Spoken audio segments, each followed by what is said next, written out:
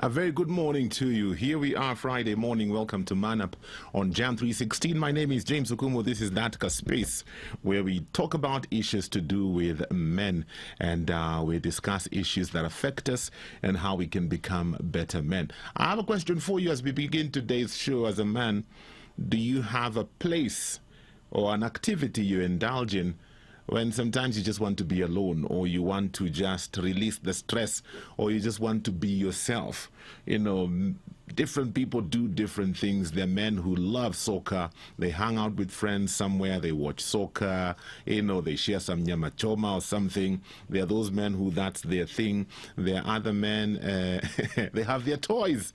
And, you know, they have their room of toys and they indulge in that. And different people, different things. And so I'm asking you, as a man, do you have like a place or do you have an activity that you indulge in when you just want to be yourself, get away from everything else, relieve stress, think things through? And is that kind of thing is important? Talk to me on 20316, WhatsApp 0786 316 316. This morning we get to hang out with evangelist Charles Mutinda. He is a husband and a father and founder of Love Train Ministry. Evangelist, how are you doing? I am well this morning. Good morning to you. Good morning. Good to see you. It's been a while. Karibu sana. Thank you, sir. Awesome. Nice to see you too. Awesome. I also have leadership trainer and coach and also author Anthony Gitonga. Anthony, how are you doing today? Very well, thank you. Good to have you. If I got any better, I would be arrested. Awesome. Karibu sana, my friend. It's good to have you. Let me begin by asking you the same question I'm asking everybody. Do you have a go-to place or a go-to activity when you just want to unwind, be by yourself, just, you know, just be? What do you do when you're in that space? Okay. Well, I get into my car and, take a drive. Mm-hmm.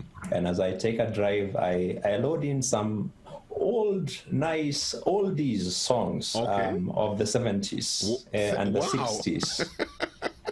And, that time it is loud.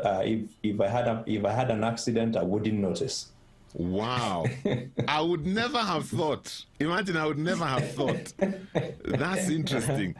What about you, Mutinda Charles? What do you have a place or a space that you go to when you want to unwind? Yes, definitely I do have, but mine is a little bit different. Okay. I hang out with the boys. You hang out with the boys? Yes. What do you do? We have a group of boys. We call ourselves breathers. Say that again. Say that again. You call yourself what? Yeah, breathers. Ah, okay.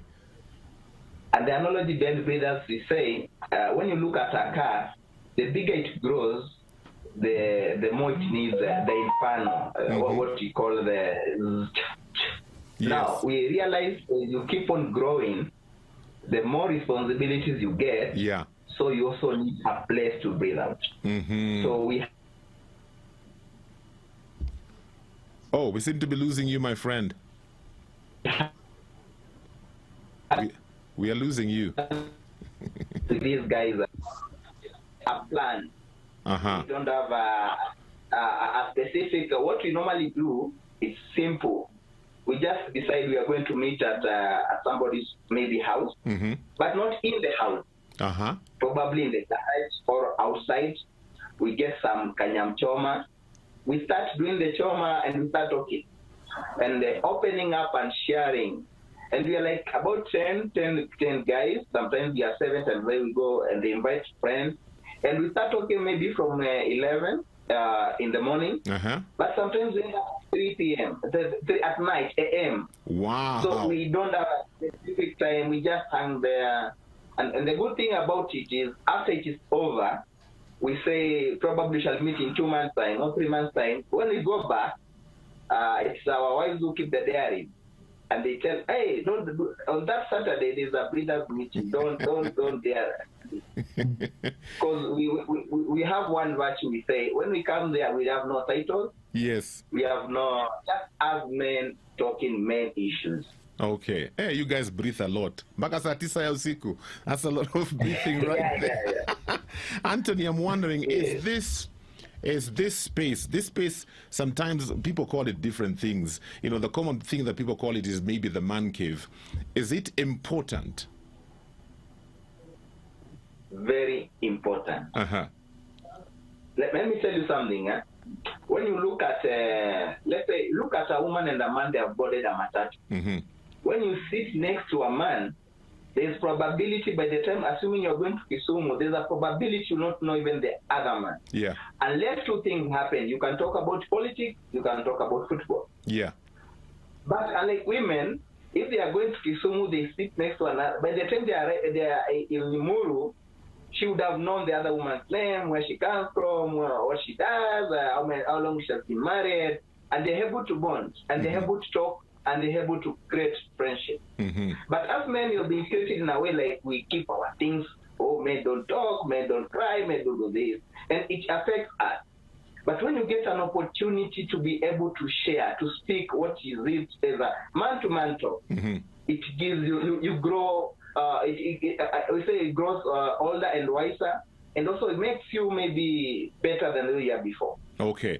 So I believe it's very important. Okay. Anthony, I'd like to know what you think, because it's very interesting. For you, Anthony, you get into your car, you're all alone, you put on your music and you just drive away. For Charles, he wants to connect with other men. And I realize different men, different things.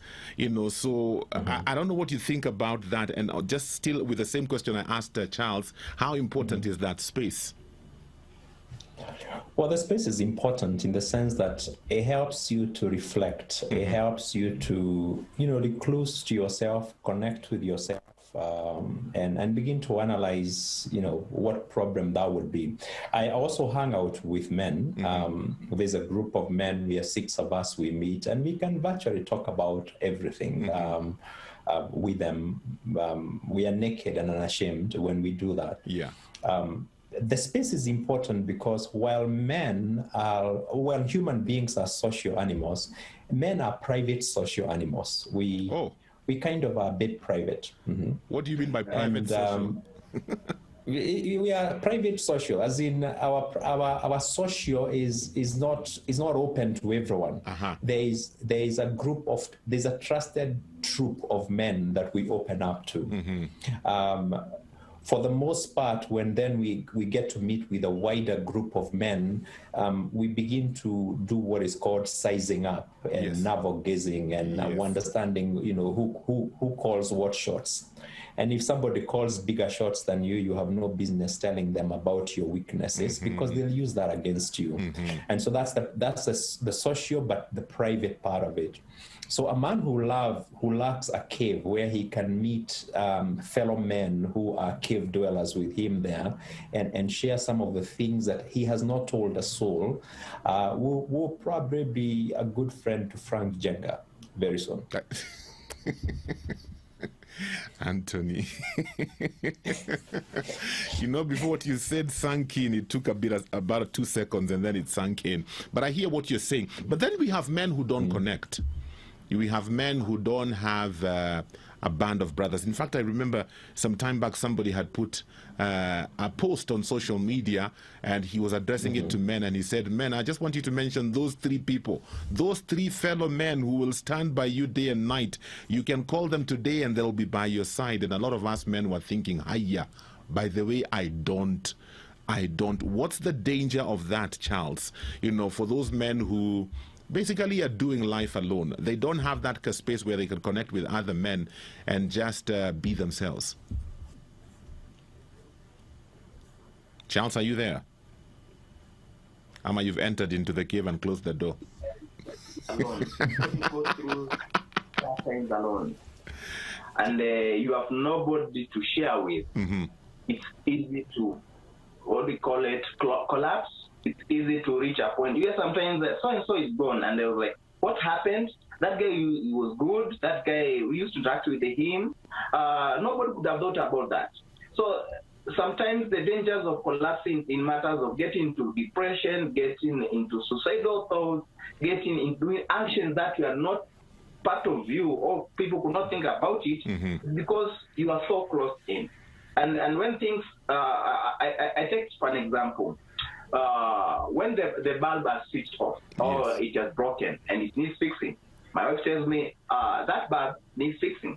And she's done. She has told me, and the job is done. I, on the other side, probably I need to know how to fix it. I need to get finances. I need to get it fixed. But I don't have somebody to tell. I am the end point.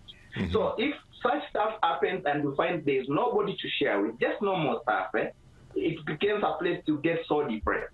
So it's vital to get, they don't have to be many. You can have someone, as much as you are available to have a friend, so as that friend is also available to you. So it's important to try to connect somebody who can work with you, who can work with, who can share. It doesn't have to, it's not small, that means takes time. You don't just meet a band, open up every time. Yeah. But as you keep on meeting and sharing and talking over issues, that is very important. Let me ask you something, Okum. A guy fuels car and goes all the way to Nakuru, all the way maybe to Laikipia for a drink. Does it mean the drink that is being sold at his neighborhood is not good?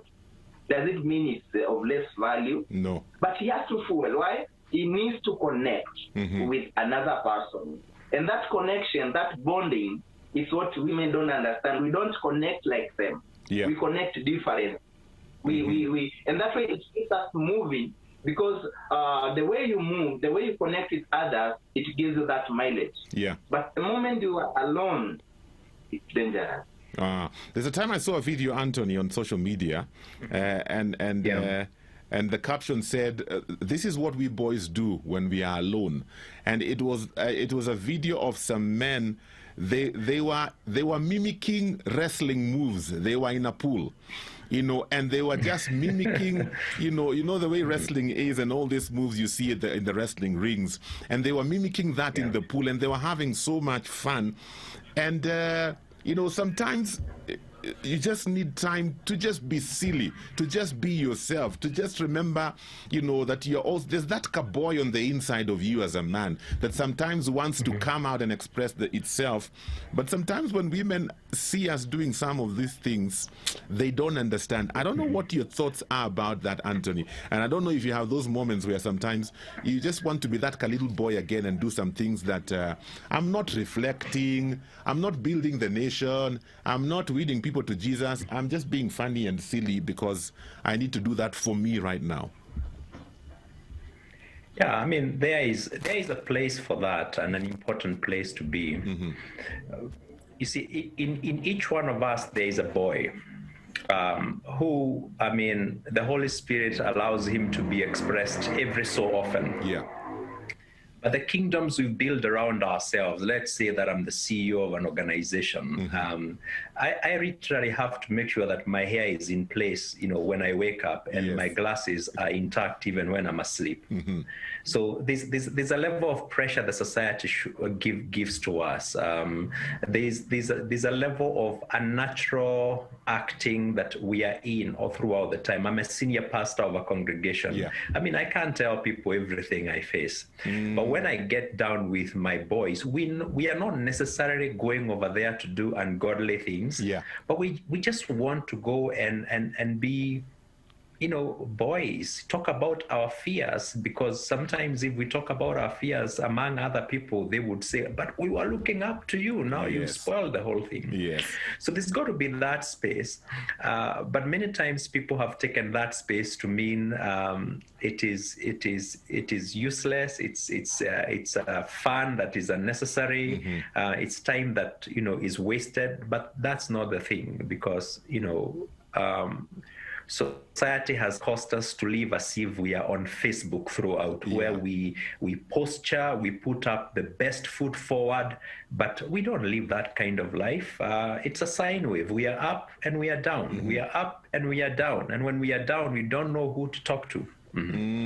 Okay, still on this whole issue, we'll talk about this shortly. In some cases, you find that, we pick up some hobbies that are quite expensive, and sometimes they begin to affect the family at large.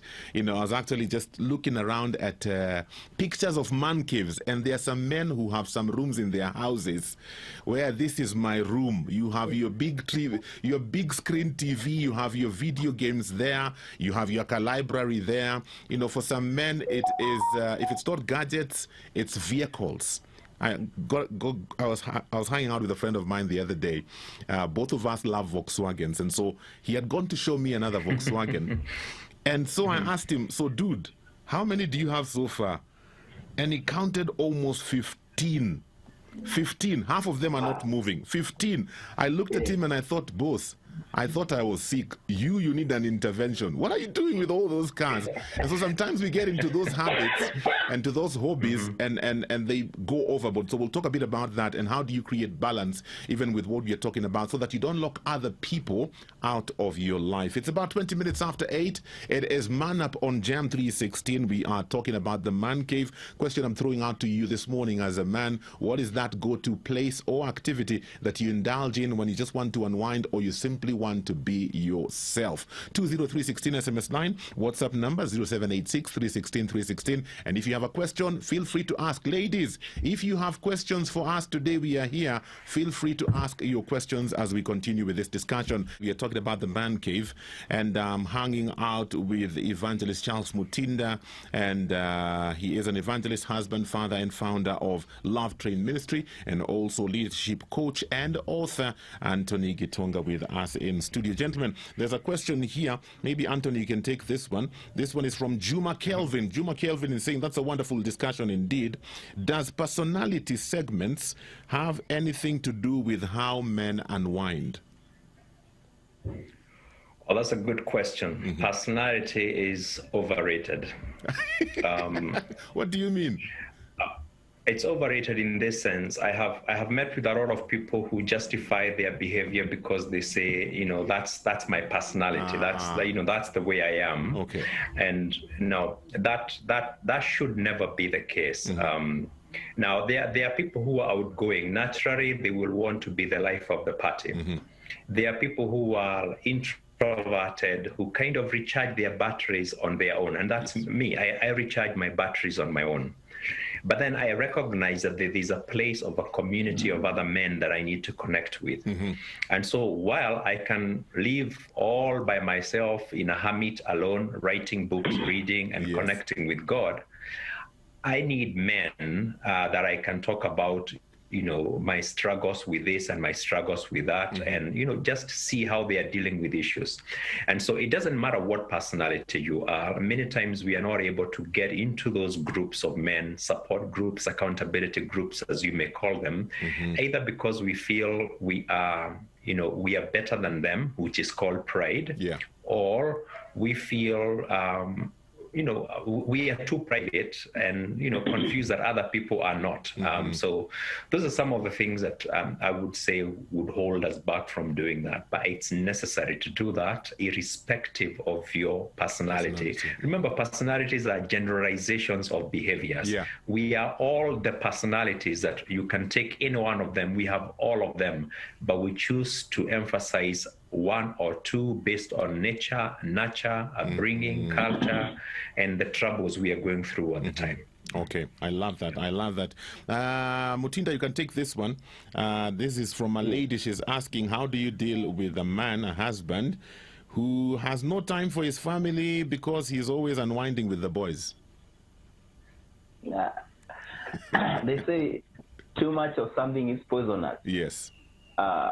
One of the reasons why our wives keep on reminding us when it is a business event, time, it's because we balance. Okay. When we are with them, when we're with the boys, we are just boys, we just us, we do something that is of importance to us, and they recognize it when they come back. So we have to balance. The man, this goes to the man. The man has to balance. He has to know, just the same way, you will not spend a lot of time with the boys and not make money. As in, you will not spend all the time with the boys or doing something, maybe playing games, but at the same time, food has been to be put on the table. So it's the challenge for the man to be able to balance time spent with the boys, time spent for doing the job, create time for the family, create time for the kids. We say to a man, what is important, what is his value, he creates time, no matter what it is. So it means that man, the value of the family has gone down, maybe it's below. So it's for the man to just wake up. And one of the ways the ladies probably can do is pray. That's one very important. It's key. Pray about it. It's a prayer item. Commit it to the Lord. Pray about it. Try to involve even the pastor. Try to involve somebody this man values. He listens from. Tell him, can you tell your friend or this, my husband, to create time for us? So that it opens a dialogue, because probably the man doesn't know. He needs to know. So the lady needs to, not to push, not to nag, not to act in a way that suggests you have to notice, but find a way to let the man know you are not getting enough time for us as much as today. Because women fear competition or hate competition. So if the boys are taking much of their attention, the lady will feel threatened. So she has a right to raise it up, but in the right way, yes. Great. Anthony, there's one here from Wamboi in Uthiru. Wamboi is asking, what is this nothing box that men seem to go to where they act like zombies? We had talked a bit about the nothing box last week, and ladies don't seem to understand that sometimes we are just there, but we are not thinking about anything. So, Anthony, let me give you the hard task of trying to explain to Wamboi what this nothing box is and why when we go there, sometimes we act like zombies. Well, I have no answer for Wamboi because I don't have a nothing box. Okay. It may sound like nothing, but it's therapy. We know. I'm very scheduled in my life. I know what I need to do.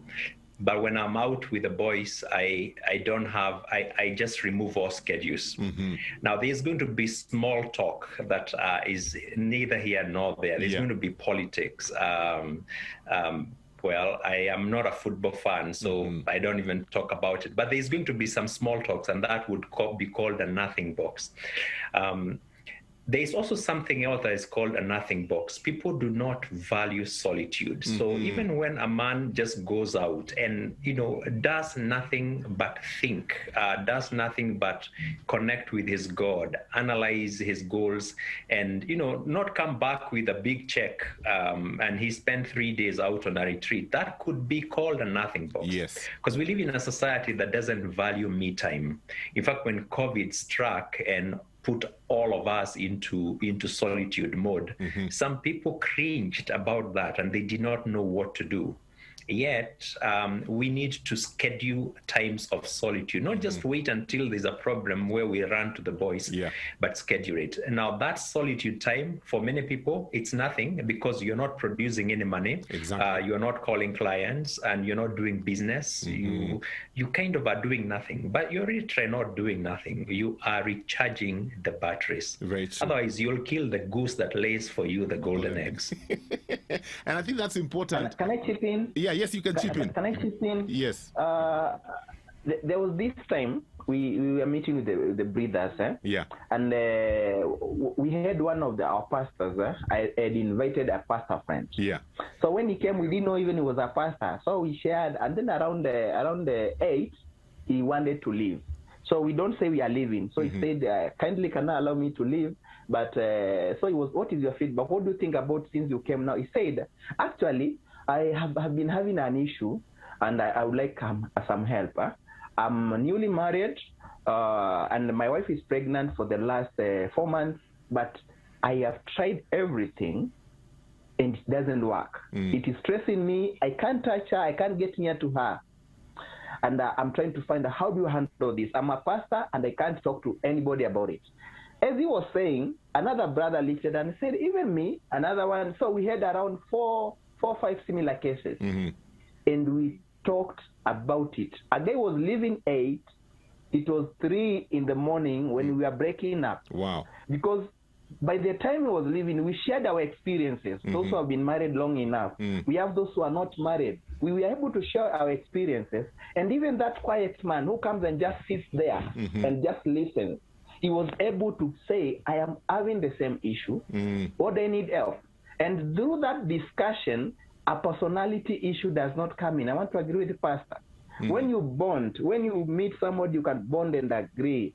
You together, it works. Yeah. It is not about a personality issue. It's do you have common goals? Are you talking of the same thing? That is what matters most. Okay. About the nothing box, or about that cocoon, that place, it's very important for a man. Why is it important? As equal to a woman, she'll talk to you. You'll come into the house. She'll tell you stories from the morning to the evening and everything that happened. And you are there, you are listening. You are giving her and listening here.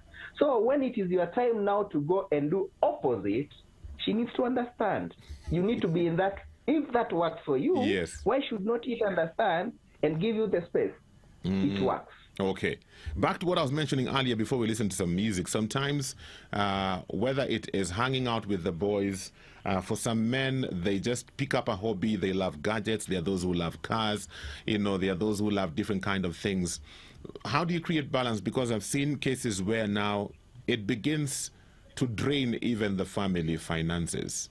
You are into gadgets, you lock yourself with your gadgets. You have this room where you have every form of gadgets, whether it is the video games or the screens or whatever, or you are into cars, and all your finances seem to be going there because that has become that thing that you use to unwind. How do you deal with a situation like that?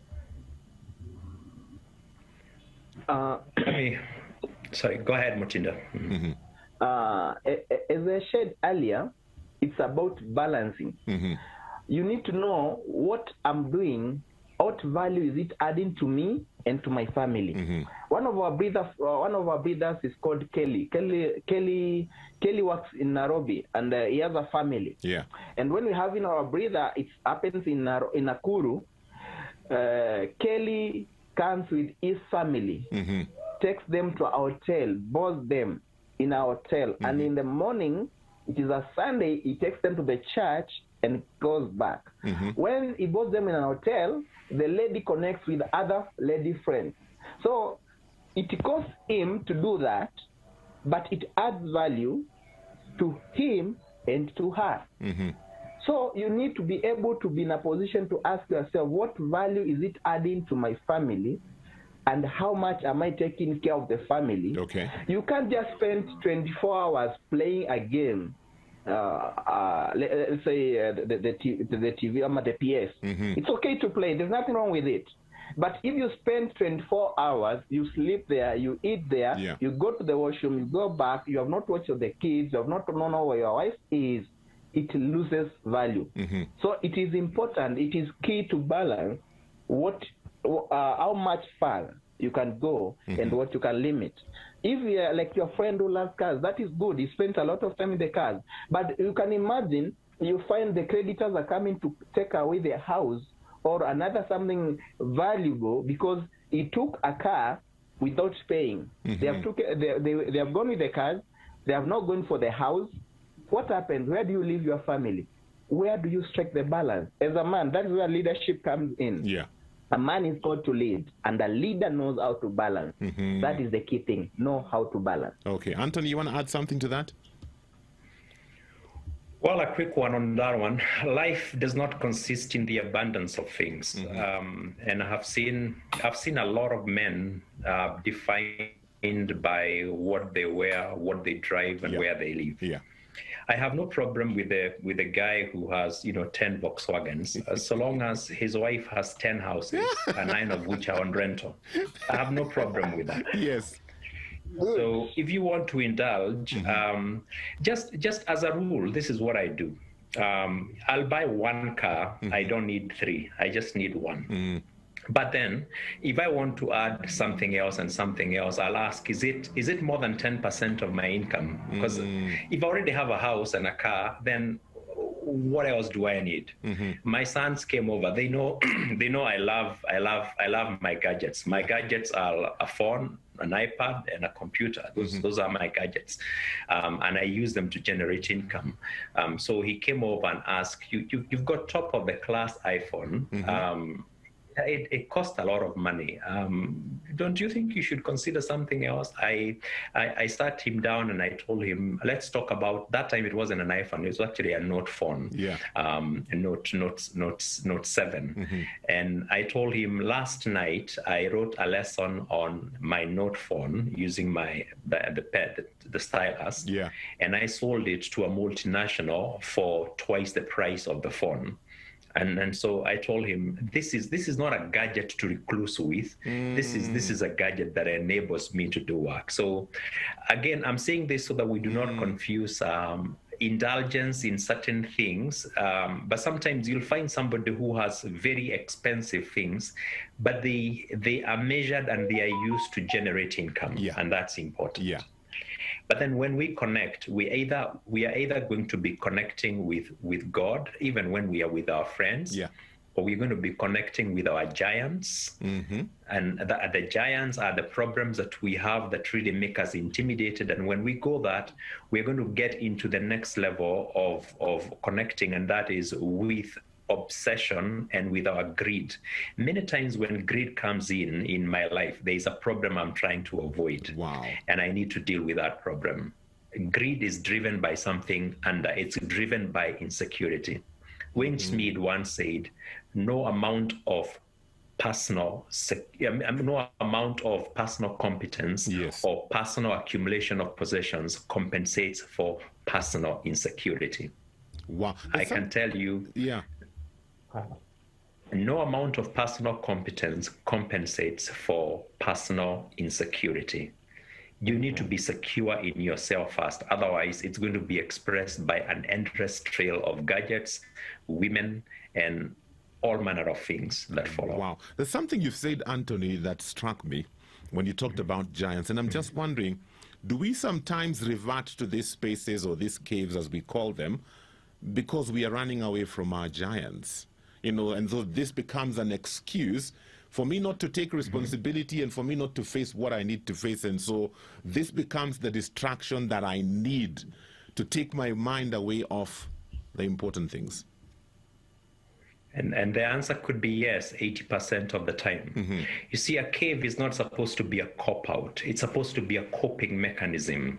And you don't live in a cave in extended period of time. So if I'm in a bar on Monday, Wednesday, Friday, and Sunday, there is a problem with that. There's a problem I'm running away with and I'm not solving it. If I'm getting into the cave and I'm finding permanent solution to temporary problems, then that cave is not really helping me. What I need to do is to ask myself, am I meeting with God or am I meeting with my giants?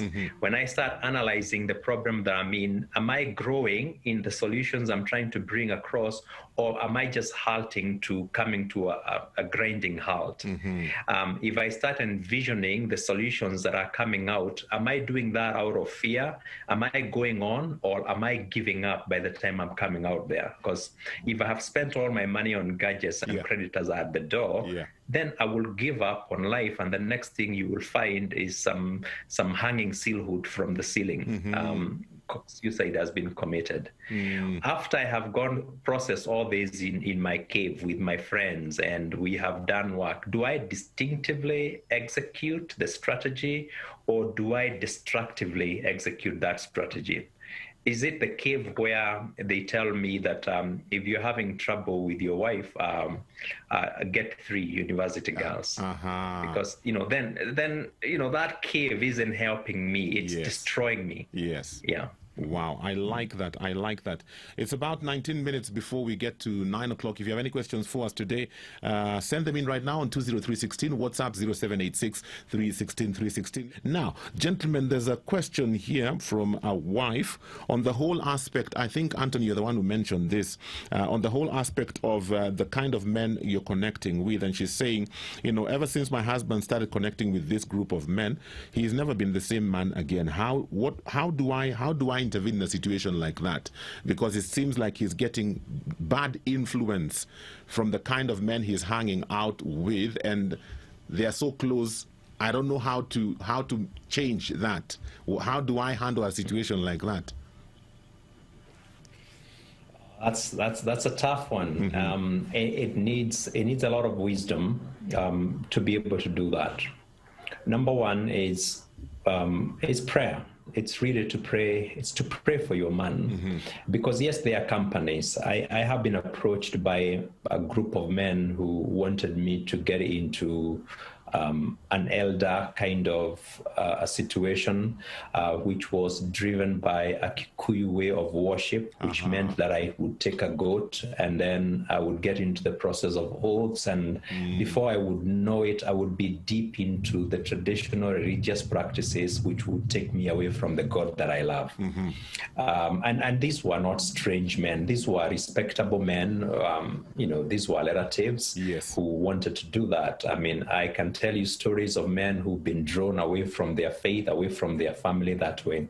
Now, as a wife, you can't sit back and just watch that and allow the devil to take away your family. Is there somebody who your husband respects that he can listen to? Is there somebody else that he confides in, or he could confide in? Have you tried to have a conversation with him first of all, and begin to show him the impact that this relationship is having? Because birds of a feather flock together, and people do what people see. So if I'm in a group of doggers, I will start dogging. If I'm in a group that loves, that drink, and I will start doing that, because we don't, it doesn't matter how old you are, whether you're 61 or 16, peer pressure works like clockwork. So I think it's giving yourself that permission as a man to be asked to be asked, okay, I love your group, but I have noticed one or two things, and not to fight back when that happens, because, the lady may not be having any sinister motives. They just really want to bring back the husband they knew, and now they are losing him. Okay. Charles, before we finish, because we are almost out of time, how do you handle a situation where the activities you love, like the way Anthony said, sometimes he just likes driving and listening to loud music, and sometimes as a husband, the activities you love and you want to involve your wife, so it's just the two of you indulging in this activity, but your wife doesn't like it and she resents it, but it's the activity that you love doing. How do you balance? How do you make her understand? How do you rope her in for that kind of thing? Thank you, Anthony, for that. The point you've given, I agree with you. Okumu, you know me. Yes. I'm an international husband. I think you can remember that. Yes. One of the things is allow her to be. Allow your wife to be. Don't put her in a position like you are driving her to become what she's not, what she isn't. As you allow her to become, you also participate in the things she likes. As you participate in the things she likes, it's easy for her to also give it back. Like my husband loves this. Find a common goal. Okay. There's a time I remember we went and bought cards. These cards with my wife, because she was interested. There's a time where we bought chessboard, and we are laughing the other day. We have never known how to play chess, yet we all wanted to. She was interested in chess. We bought the chessboard, put it there, tried. It didn't work, but for her, I know it matters.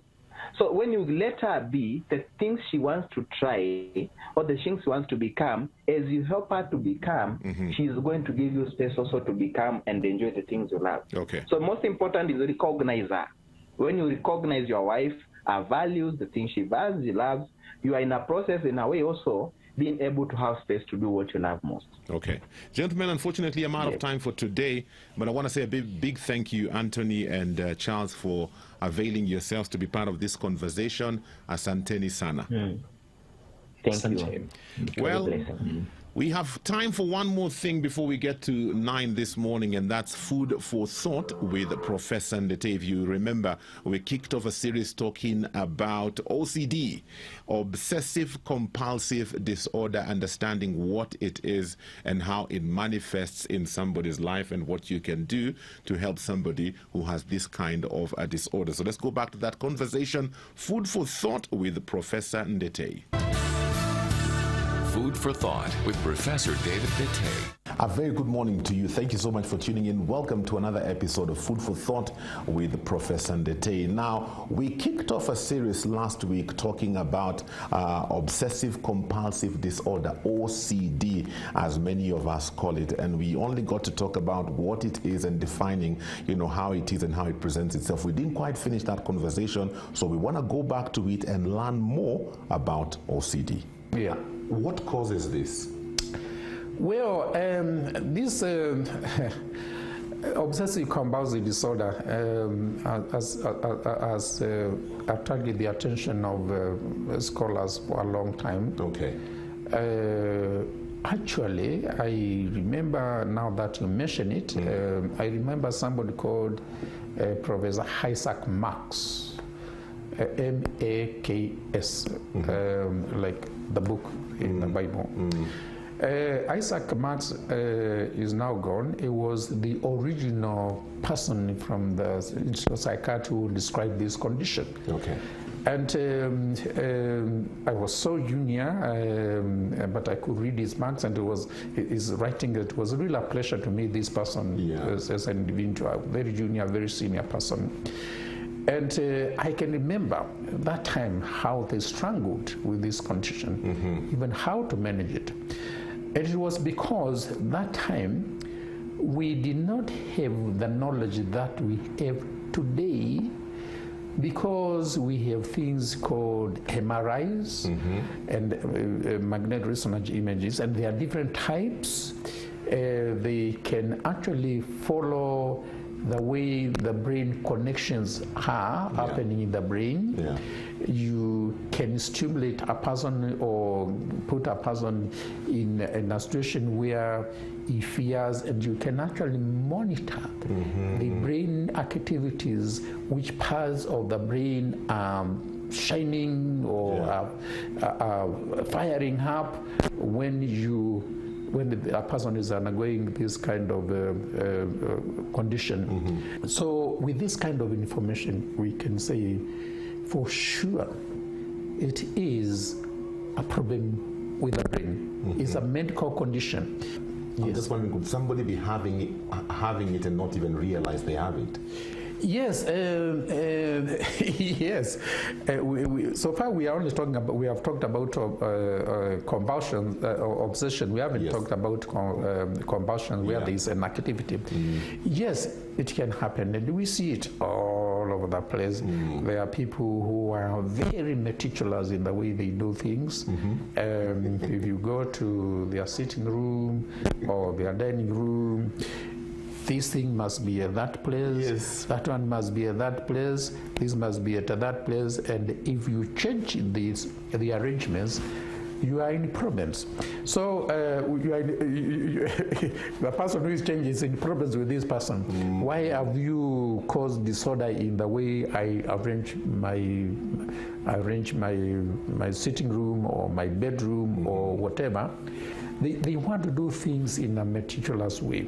So we may call it obsessive compulsive personality. It's very common, and very common indeed, if I may use that term. And because I've been looking at some of the statistics that we go out into the field and we collect data, and we come and analyze it here. And I've been looking at this data over the years, the kind of data that we get on this condition. And I've also looked at the data which I saw sometime originating from Dar es Salaam in a study that was done by colleagues. And we all seem to record very high levels of this condition. I have not, in fact, I have been even shy to publish this data because I have no explanation why it should be so high. Okay. I think there are several reasons. One of three of them. Yeah. It is possible that it is common for you.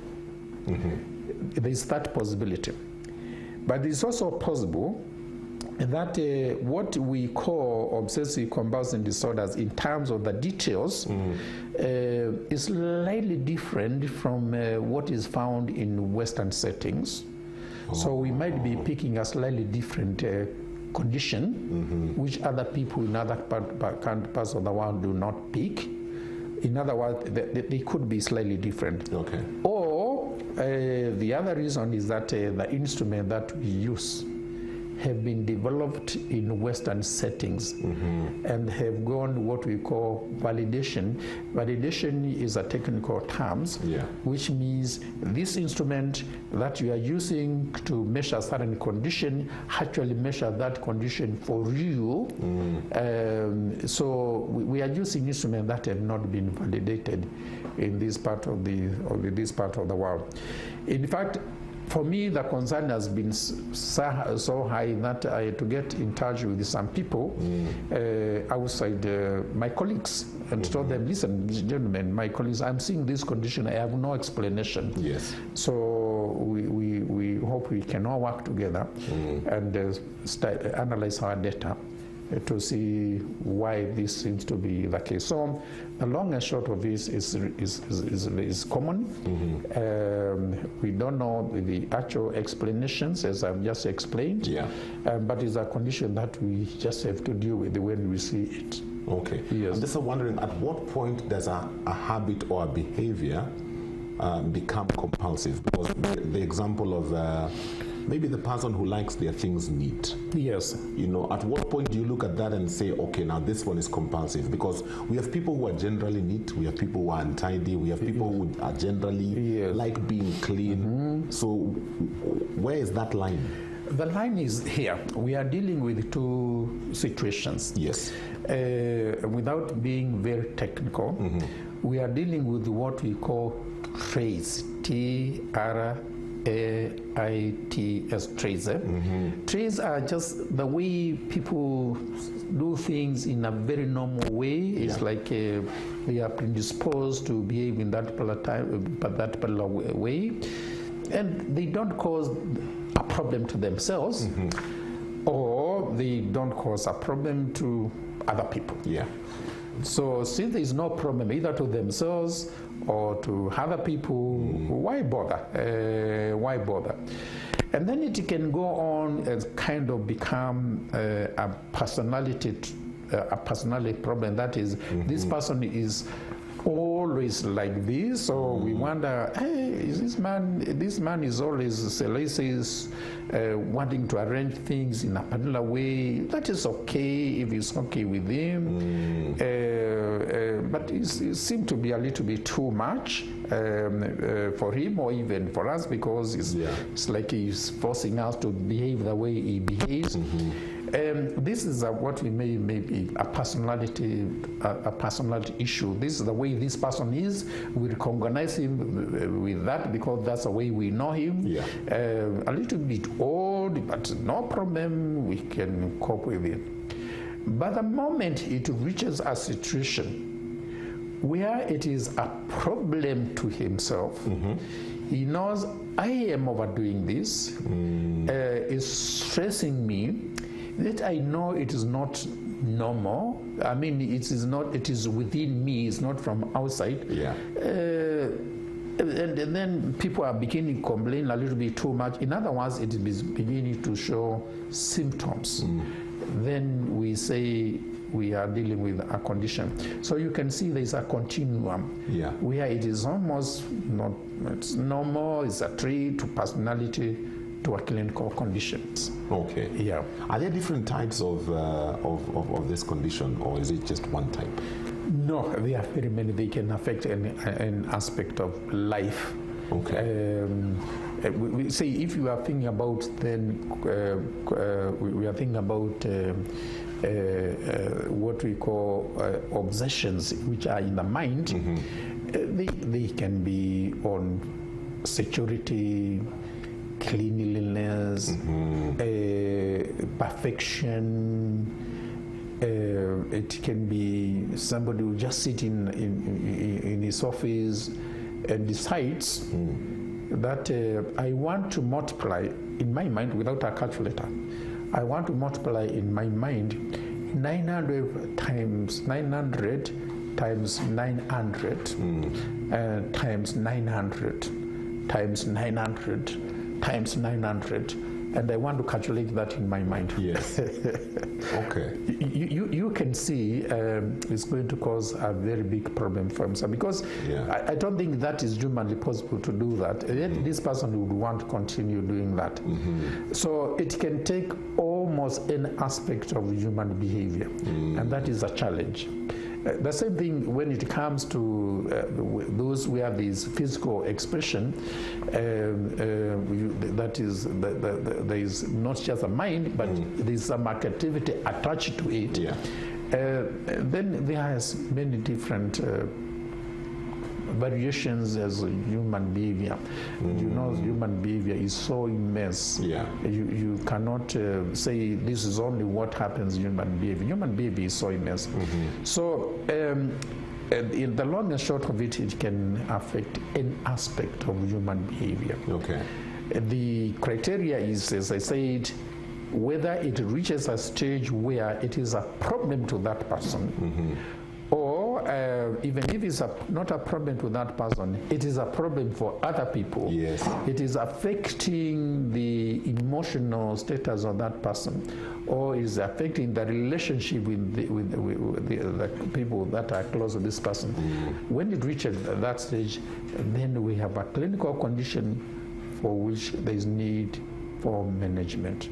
Such a wealth of knowledge, my friend. When we sit down and have these conversations, then we are able to kill the stigma that's associated with mental health issues. Thank you so much for tuning in to Food for Thought with Professor Ndetei. We will pick up this conversation again next week as we continue to talk about OCD. Have yourselves a wonderful day.